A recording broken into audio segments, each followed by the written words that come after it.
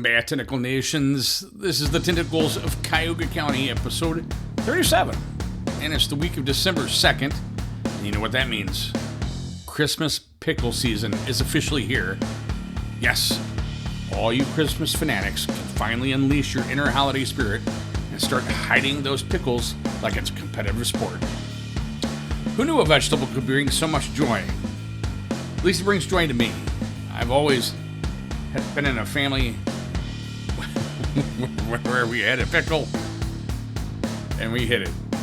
But I really do love pickles. So, with Thanksgiving firmly in the rearview mirror, we can now brace ourselves for the sweet sounds of Mariah Carey, belting out her holiday classic and approximately 50 times a day.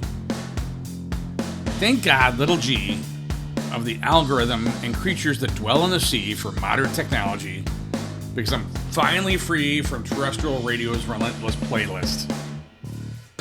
Seriously, can we just cancel that song already? I love the holidays as much as anyone, but there's gotta be a limit. Now, before we plunge into the depths of today's episode, let's talk about that all-important like button. You see, it's not just any button. It's a magical portal to the undersea kingdom of engagement. Hitting that like button sends ripples through the ocean of algorithms, summoning our tentacled friends from the deep to dance in delight. So please give it a tap. Help us appease the God's little G of algorithm and keep our aquatic pals happy. Nobody wants to face the wrath of an angry octopus. As always, we want to hear from you. Drop us a line at thetentacles of Cuyahoga County at gmail.com. The tentacles of Cuyahoga County at gmail.com. I'm sure that I will link it right here below. And the contact information is also in the description. You click on that link and it's going to give you all sorts of contact information relative to the show. But you can also scan the QR code on the screen. I'll put it right here. All right. Still trying to work on getting the flag back in the picture here. So we're going to use right here. We're going to put the QR code. You're more than welcome to send me an encrypted message. Now let's dive into this week's episode and see what murky waters of law enforcement have in store for us. So folks, grab your coffee and take a seat because it's time to talk about how our fine men and women in blue are out there making the world a better place. One dramatic rescue at a time. That's right, it's a feel-good news for the pro-police crowd, courtesy of the Tentacles of Cuyahoga County. First up, we head to Phoenix, Arizona, where one officer was so heroic, he made Batman look like a lazy, camped Taurus. This officer jumped into action when a man crashed his car into a swimming pool. Now, I know what you're thinking. Why is this a big deal? Well, it's because the guy didn't just hit the pool. He was in the pool. And guess what? Our officer didn't just call for backup. He made sure the man didn't turn into a human fish while waiting. Real hero stuff right there. So, what's your excuse for not saving anyone from drowning today? And if you're thinking, sure, but that's a rare occurrence, well, let's talk about everyday heroes. A pair of officers in India, yes, India, not your typical Cuyahoga County, reunited 104 missing children with their families. Not a bad side gig when you're not busy fighting crime or filling out paperwork, huh? Guess we've got some competition, folks. And now let's talk about an officer who did something truly life-changing, but not in the way you might expect. So there's this woman. She's driving a little too fast, gets pulled over by a cop. You know, classic scenario. Officer approaches, ready to hand out that ticket, and everyone's thinking, well, there goes my day. But hold up. This officer didn't just drop a fine and send her on her way. No. This officer gave her some advice, folks. Life-changing advice that would have the person speeding through life in more ways than one. Turns out this officer didn't just send her off with a lecture about her need for speed. Instead, they told her something a little more impactful. Hey, you've got a lot of potential. Why not put that energy into something like nursing school? Yeah, you heard it. Nursing school. Can you believe it? The officer saw something in her beyond the speeding ticket, and suddenly she's got a new direction in life. Because obviously speeding down the highway is the first step to becoming a nurse, right? And that's actually partially true. I couldn't tell you how many nurses I pulled over, but it turns out that little piece of advice was just the push she needed. And folks, fast forward to today, and she's out there, graduated from nursing school, helping save lives. And just think, had the officer not gone the extra mile, pun intended, we might have never had a future nurse in our midst. Instead, she could have just stayed mad, paid the ticket, and continued speeding. But no, thanks to an officer's thoughtful intervention, the world now has a new healthcare worker. So next time you get pulled over, remember, you might just get more than a ticket. You could walk away with a whole new career path. How many jobs do that for you? How many professions offer you life-changing wisdom when you're trying to make it through your day? That's the power of the police force, my friends. One ticket at a time. So there was another interesting story I saw out of McCall, South Carolina, and this occurred on November 26th. Mayor George Garner II. His life came into a tragic end after a high-speed chase with a Marlborough County deputy. The pursuit began after Garner's car was seen driving erratically, though, and here's the kicker, no actual crime had been committed. Now, I'm no expert, but especially when it leads to a deadly crash. So what's the real deal? The chase ended when Garner's car collided head-on with an 18-wheeler truck, and he was pronounced dead at the scene. But before you feel too badly for the guy, let's remember that McCall was already a town on the brink. Just days earlier, the entire police force, yes, the entire police force had resigned due to budget cuts. Workplace issues, alleged harassment from town leadership, mainly a councilman. So with no police force and a mayor under investigation by the South Carolina Enforcement Division, also referred to as SLED all the time, it's hard to call this whole mess anything short of a disaster. Now, let's talk about the real issue here, law enforcement. It's one thing if someone actually is breaking the law, but when you're chasing down someone with no solid reason, it raises some serious questions. Sure, maybe Garner was swerving, but is that enough to put an entire town's law enforcement into a situation where they're chasing someone to their death? Not to mention, the deputy had no reason to believe he was involved in any criminal activity. This is the kind of stuff that gets messy fast.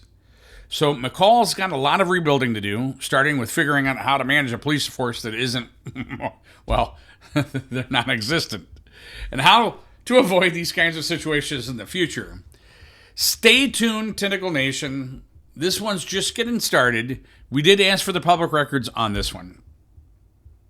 So this is a story that's fairly old, but I thought it needed to be revitalized and spoken about here on the show because, after all, this show is all about highlighting issues with the Cuyahoga County Prosecutor's Office. So let's talk about the murky waters of the Cuyahoga County Justice, a place where the truth sinks faster than evidence in the Cuyahoga County River. Today, we dive into the Michael Buehner case, a story of wrongful conviction, withheld evidence, and 2 decades of injustice. This case has it all. Questionable witnesses, corrupt Cuyahoga County ambitious prosecutors, and a man whose life was ruined by a system more than interested in securing a conviction than seeking the truth. In January of 2002, Michael Buehner was convicted for the murder of Jerry Saunders. But the conviction wasn't based on physical evidence. No, it rested solely on shaky eyewitness testimony. Prosecutors Richard Bombick and Christopher Keim relied heavily on this testimony to secure a conviction. But these witnesses weren't exactly reliable. Randy Price, a key witness, claimed Booner was the shooter. However, Price had struck a deal with the prosecution for a reduced sentence, meaning his testimony was motivated by self-interest. Why would anyone trust the word of a man who was willing to sell out to save himself? Another witness, Lawone Edwards, identified Booner in a lineup, but Edwards had seen the shooting from a distance, and his testimony was inconsistent. Can we really trust the accuracy of a witness who couldn't get the details straight, especially when someone's life is on the line? But it wasn't just the witnesses who were questionable. It was the Cuyahoga County prosecution's tactics. Let's talk about the evidence, or more accurately, the lack of it. Bombeck and Kime. The defense didn't receive key police reports or witness statements. Cecilia Anderson, a neighbor who saw the shooting, later testified that she saw two black men running away from the scene, one of whom was the shooter. Anderson described the shooter as a light-complexioned black male with braided hair. Booner, a white man, didn't fit that description at all, but mysteriously her statement was never shared with the defense. Convenient, right? Then there's Brenda Dennis, the victim's sister. She told police the shooter was a light-complexioned black male with orange hair. Again, nothing like Booner. So why was this crucial description ignored? The prosecution dismissed it, claiming it didn't match their viable information. But the discrepancies didn't stop there. The witness testimony was full of holes. Cecilia Anderson wasn't the only one with a questionable account. Detective Syar Hassan, and I actually knew Detective Hassan, nothing but great respect for this guy. He was the lead investigator, and he noted that Anderson had described the shooter as a black man, but Anderson's testimony was buried, and the jury never got to hear it. And now, let's not forget Anderson wasn't wearing her prescription glasses when she witnessed the shooting, making her identification even more unreliable. To top it off, she denied being drunk when she gave her initial statement, despite police noting she appeared intoxicated. So let's fast forward to December 2021, when the 8th District of Appeals overturned Booner's conviction. The court found that the state of Ohio had improperly withheld evidence that could have helped Booner's defense. As a result, in January of 2022, Booner was released from prison after 20 years behind bars for a crime he didn't commit. But don't think the Cuyahoga County Prosecutor's Office just let it go. Oh no, they decided to try to retry the case. Folks, again, I've said it before, you can't make this up about Cuyahoga County Prosecutor's Office. The retrial took place in July of 2023. And let's just say the prosecution case was weak as the evidence they initially presented. There was no physical evidence tying Booner to the crime. Key pieces of the victim's clothing had been destroyed or gone missing, making it impossible to retest for DNA. The murder weapon was never found, and to add insult to injury, Booner's pickup truck, which could have contained evidence, was never even checked. Even more damning, number 5, another potentially relevant black pickup truck was junked before the first trial. The Booner case isn't just an isolated incident.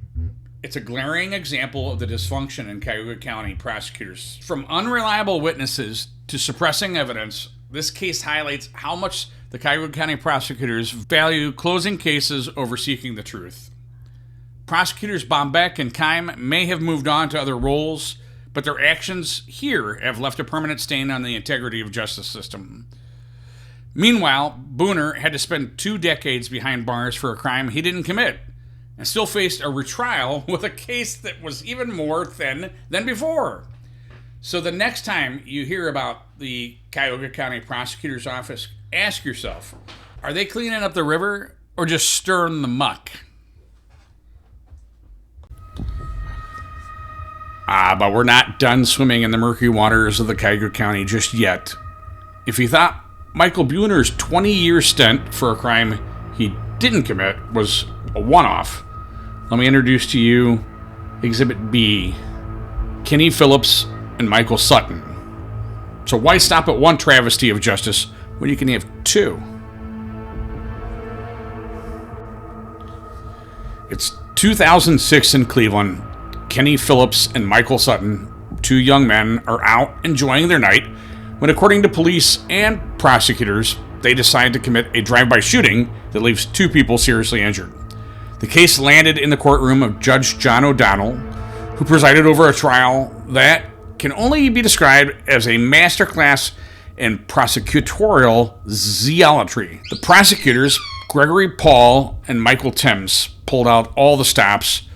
And when I say that, well, except for stops involving actual evidence. Their case relied heavily on shaky testimony of two Cleveland police officers, Daniel Lentz and Michael Keene, who claimed to have witnessed the shooting and alleged that Phillips and Sutton fired at them. This is during a foot pursuit.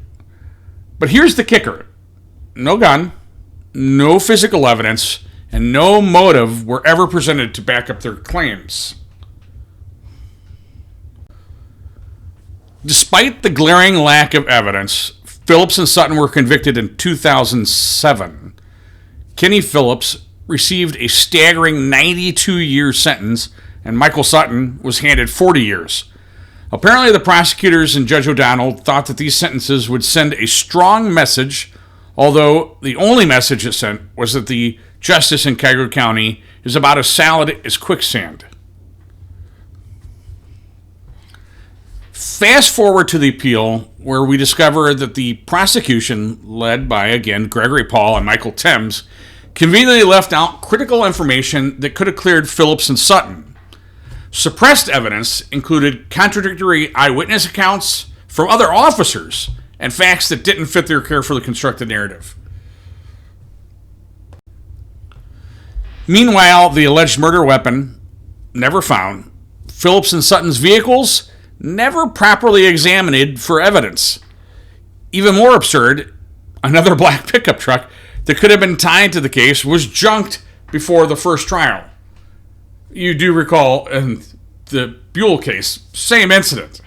But hey, who needs a truck when you've got a couple of convenient scapegoats, right? After spending nearly 15 years behind bars, Kenny Phillips and Michael Sutton finally got a break in 2021 when the 8th District Court of Appeals overturned their convictions.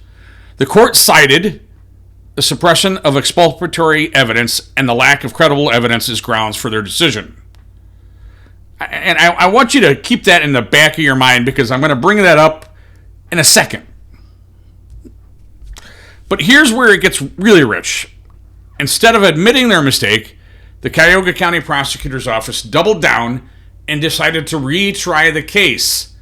Does this sound oddly familiar? In September of 2022, Phillips and Sutton faced a jury once again, but this time the prosecutors couldn't hold the facade together. Without physical evidence, with key witnesses' credibility in tatters, and with suppressed evidence now public knowledge, the jury needed less than a day to return a not guilty verdict. Justice, however delayed, was finally served. But the story doesn't end there. After their exoneration, Phillips and Sutton filed a federal civil rights lawsuit against the Cuyahoga County Prosecutor's Office, including Gregory Paul and Michael Timms, as well as the officers who helped orchestrate their wrongful conviction.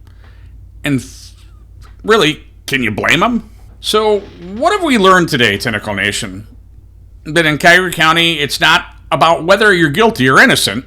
It's about how badly the prosecutor's office wants a win.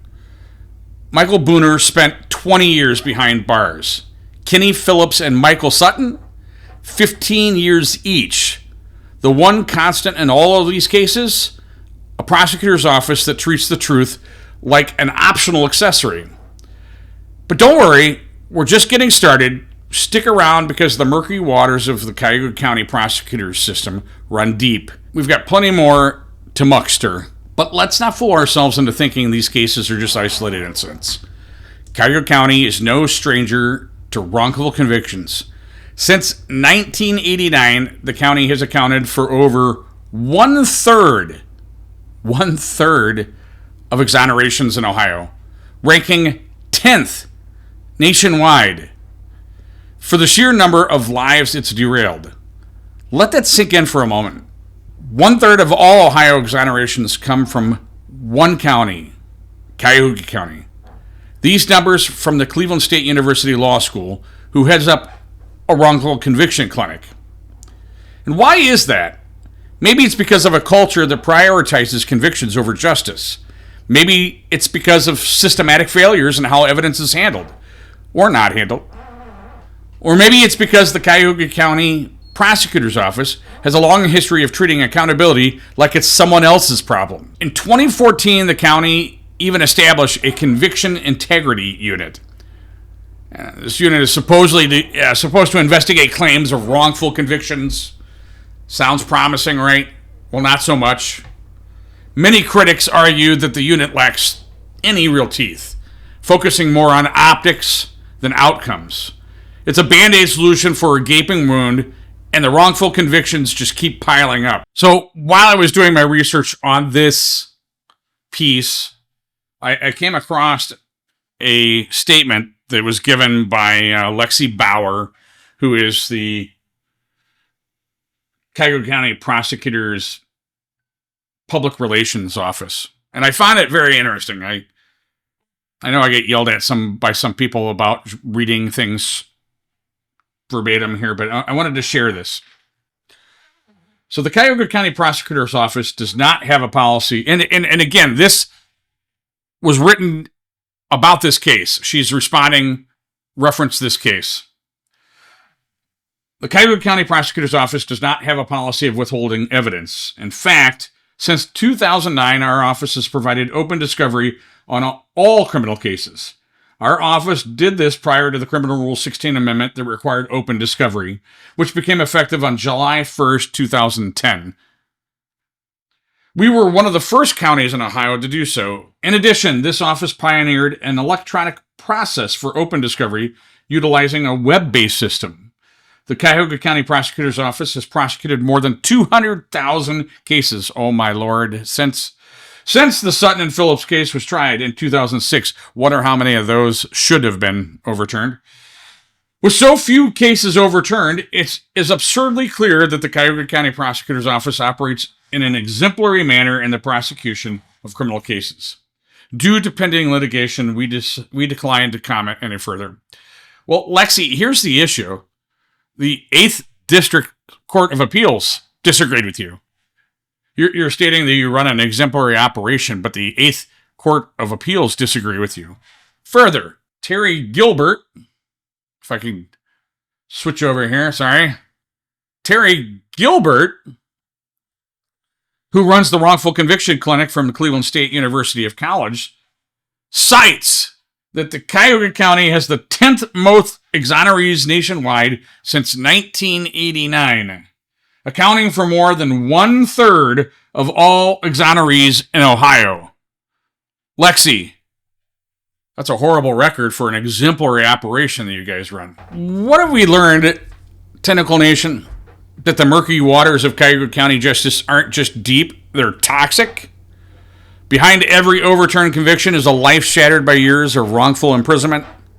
Behind every exoneration is a system that failed, not once, but repeatedly. And here's the kicker. These aren't just numbers or statistics. These are people. Sons, daughters, parents, and friends whose lives were stolen because of prosecutorial ambition and a justice system that seems more interested in wins than fairness. If there's one takeaway from these stories, it's this. The system isn't broken. It's working exactly as it was designed to do, to protect itself at the expense of the peoples it's supposed to serve. Stick around because we've only scratched the surface. Cuyahoga County Prosecutor's justice system has plenty more muck to wade through, and Tentacle Nation, we're here to stir it up.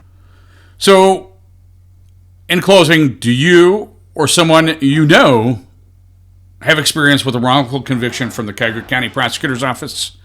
We'd love to hear from you. Check the description link for the contact information. One of these options is Signal.